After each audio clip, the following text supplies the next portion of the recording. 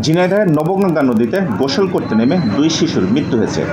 আজ দুপুরে সদর উপজেলার রাজনগর গ্রামে এ ঘটনা ঘটে। পুলিশ ও স্থানীয়রা জানান, রাজনগর গ্রামের প্রবাসী তারা মিয়ার 5 বছর বয়সী মেয়ে তাসনিম ও সোহেল মিরের 3.5 বছরের ছেলে আরিয়ান সহ 3 শিশু বাড়ির পাশের নবগঙ্গা নদীতে গোসল করতে যায়। এদের মধ্যে এক শিশু বাড়িতে ফিরলেও আরিয়ান ও তাসনিম ফেরেনি। পরে পরিবারের লোকজন নদীতে গিয়ে খোঁজাখুঁজির এক পর্যায়ে তাদের লাশ উদ্ধার করে। শিশু দুটির মৃত্যুতে এলাকায় শোকের ছায়া নেমে এসেছে। এ ঘটনায় সদর থানায় অপমৃত্যুর মামলা হয়েছে বলে জানা যায়। এসকে জনি, ভোরের দর্পণ।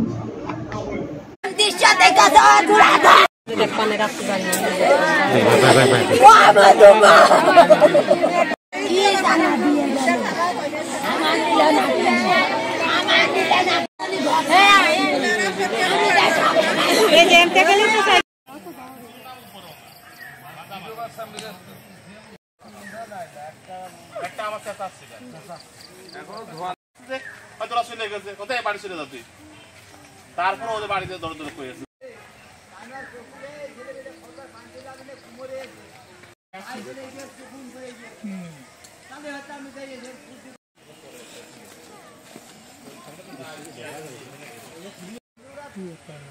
মরণ দিয়ে